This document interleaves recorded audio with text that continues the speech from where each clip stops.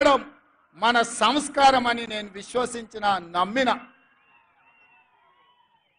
మర్యాద ఇవ్వడం మన బలహీనత కాదు.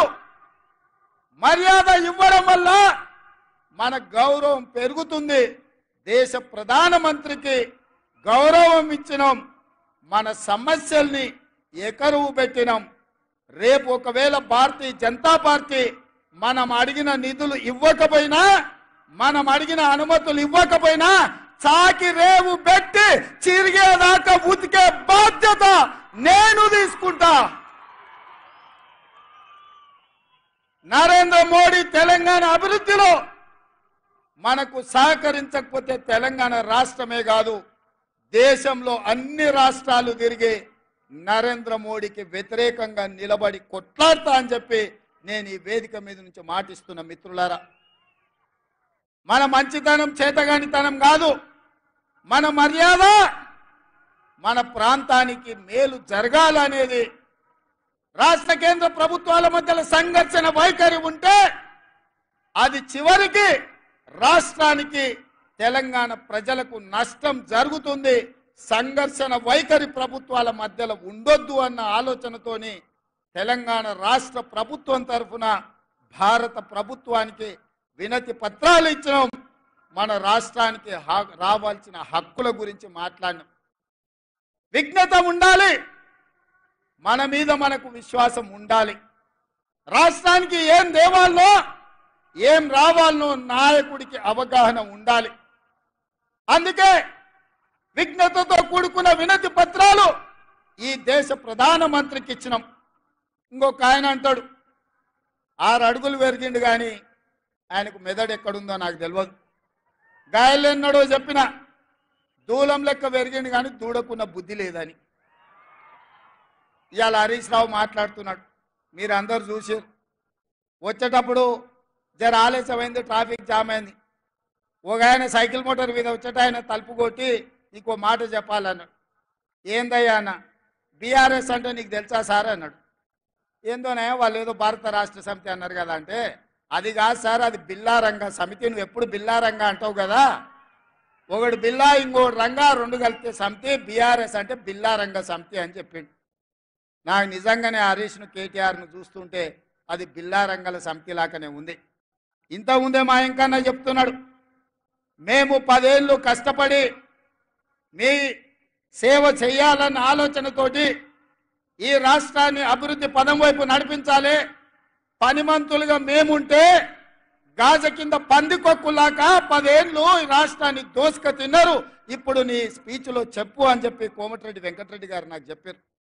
నిజమే, గాజ కింద పందికొక్కులాగా ఇవాళ ఈ తెలంగాణ రాష్ట్రాన్ని దిగమింగిన కేసీఆర్ కుటుంబం ఇవాళ పదవి పోతే మతి భ్రమించి మన మీద మాట్లాడుతున్నారు. ఇవాళ అప్పుడే ఏమి చేయలేదు కాంగ్రెస్ పార్టీ అంటూ. నేను అడుగుతున్న 10 ఏళ్ళు అంటే 3650 రోజులు ఈ రాష్ట్రంలో కేడి 3650 రోజులు అధికారంలో ఉంటే కేంద్రంలో నరేంద్ర మోడీ 3650 రోజులు ఉన్నారు. పాలమూరు రంగారెడ్డికి జాతీయ హోదా ఇచ్చిండ్రా? కల్వకుర్తి, భీమా, నెట్టంపాడు, కోయిల్ సాగరు, సంగమన్న ప్రాజెక్టులు ఏమైనా పూర్తి చేసిండ్రా? ఏమైనా పరిశ్రమలు తెచ్చిండ్రా? పాలమూరు యూనివర్సిటీకి నిధులు ఏమన్నా ఇచ్చిండ్రా? మన పిల్లలకేమైనా కొలువులు ఇచ్చిండ్రా? మన పిల్లలకేమైనా ఫీజు రియంబర్స్మెంట్ ఇచ్చిండ్రా? ఏం చేసిండ్రు ఈ జిల్లాకు? ఆనాడు కరీంనగర్ జిల్లా నుంచి సాగు తప్పి కన్ను లొట్టబోయి వలస వచ్చి పాలమూరు జిల్లా ప్రజల కడుపులో తలకాయ పెట్టి కాళ్లకు దండం పెడితే మనం కదా ఆదరించి పార్లమెంటుకు పంపించింది చంద్రశేఖర్ రావు. 2009లో మేము గెలిపిస్తే సోనియమ్మ తెలంగాణ రాష్ట్రం ఇస్తే మా ఎంపీ గుండి ఈ తెలంగాణ రాష్ట్రానికి ముఖ్యమంత్రి అయినాం. ఒక్క రోజైనా ఆనాడు ఆర్టీఎస్ కోసం నీళ్ల కోసం పాదయాత్ర చేసినా అని చెప్పినావు కదా. తుమ్మిళ్ళ దగ్గర కూర్చేసుకొని కూర్చొని ప్రాజెక్టు పూర్తి చేస్తా, అలంపూర్ గద్వాలకు నీళ్ళు ఇస్తా అని చెప్పినావు కదా.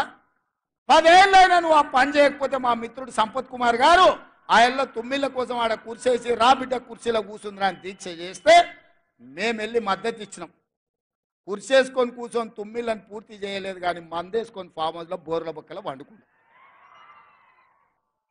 అందుకే ఇవాళ ఈ తెలంగాణ రాష్ట్రంలో ఇందిరమ్మ రాజ్యం కాంగ్రెస్ ప్రభుత్వం ఏర్పడిన వెంటనే పెద్దలు ఉత్తమ్ కుమార్ రెడ్డి గారితో మాట్లాడి పాలమూరు జిల్లాలో ఉన్న ప్రతి ప్రాజెక్టును ఆర్డీఎస్ కావచ్చు, తుమ్మిళ్ళ కావచ్చు, పాలమూరు రంగారెడ్డి ఎత్తిపోతలు కావచ్చు, కల్వకుర్తి కావచ్చు, భీమ కావచ్చు, నెట్టంపాడి కావచ్చు, కోయిల్సాగర్ కావచ్చు, మక్తల్ నారాయణపేట కొడంగల్ ఎత్తిపోతల పథకం కావచ్చు, ఈ ప్రాజెక్టులకు నీళ్లు ఇవ్వాలి, పాలమూరు పచ్చని పంటలతో పండాలి అని మా ప్రయత్నం చేసినాం, సమీక్ష చేసినాం. అందుకే మిత్రులారా, ఈ వేదిక మీద నుంచి ఒక్క మాట చెప్పదలుచుకున్నా. ఈ పాలమూరులో విద్య కోసం, వైద్య కోసం, ఉద్యోగాల కోసం, ఉపాధి కోసం, సాగునీటి ప్రాజెక్టుల కోసం planning commission vice chairman Chinnareddy గారి నేతృత్వంలో ఒక ప్రత్యేకమైన వ్యవస్థను ఏర్పాటు చేసి ప్రతి నియోజకవర్గంలో కావాల్సిన అభివృద్ధి పనులకు వేగంగా అనుమతులతో పాటు నిధులు ఇచ్చే బాధ్యత నేను తీసుకుంటా. ఈ పాలమూరును అభివృద్ధి పదం వైపు నడిపించే బాధ్యత నాది. మీ బిడ్డను ఈ మట్టిలో పుట్టిన రేపు ఒకవేళ చావే వస్తే ఈ పాలమూరు మట్టిలో కలిసే మీ బిడ్డ, నల్లమల అడవుల నుంచి వచ్చిన బిడ్డ ఈ తెలంగాణ రాష్ట్రానికి ముఖ్యమంత్రిగా ఉన్నాడు. ఈ పాలమూరును దేశంలోనే ఆదర్శంగా ఉంచే జిల్లాగా అభివృద్ధి చేసే బాధ్యత నేను తీసుకుంటా. మిత్రులారా, ఇవాళ మీ బిడ్డ నాకు మీకు భయం ఎందుకని నేను అడుగుతున్నా. ఇవాళ మీ వాడు, మీ సోదరుడు, మీ మధ్య నుంచి వచ్చినోడు, స్థానిక సంస్థల బాధలు తెలిసినోడిని.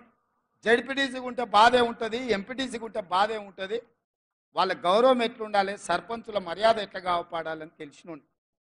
ఇవాళ వాళ్ళందరూ పనులు చేసి బిల్లులు రాక ఆత్మహత్యలు చేసుకునే పరిస్థితి ఉన్నది. కొంతమంది ఆత్మహత్యలు చేసుకున్నారు, కొంతమంది ఆలి మీద ఉన్న తాలి పుస్తలు అమ్ముకున్నారు. మీ బాధ నాకు తెలియదా? నేను చూడలేదా? మీ కష్టాలు తీర్చాలనేదే కదా నా ఆలోచన. మళ్ళీ ఇప్పుడు శాసన మండలి ఎన్నికలు ఇక్కడ వచ్చినాయి. మన ఎమ్మెల్యే కసిరెడ్డి నారాయణ రెడ్డి రాజీనామా చేస్తే శాసన మండలి ఎన్నికలు వచ్చినాయి. తొందరలోనే ఈ ఎన్నికల్లో పార్టీ పరంగా జీవన్ రెడ్డిని అభ్యర్థిగా ఏఐసిసి ప్రకటించబోతుంది. శాసన మండలి ఎన్నికల్లో ఆనాడు నన్ను ఎట్లయితే గెలిపించారో కాంగ్రెస్ పార్టీ తరఫున జీవన్ రెడ్డిని ఈ పాలమూరు శాసన మండలి ఎన్నికల్లో గెలిపించండి. ఈ రాష్ట్రానికి, ఈ జిల్లా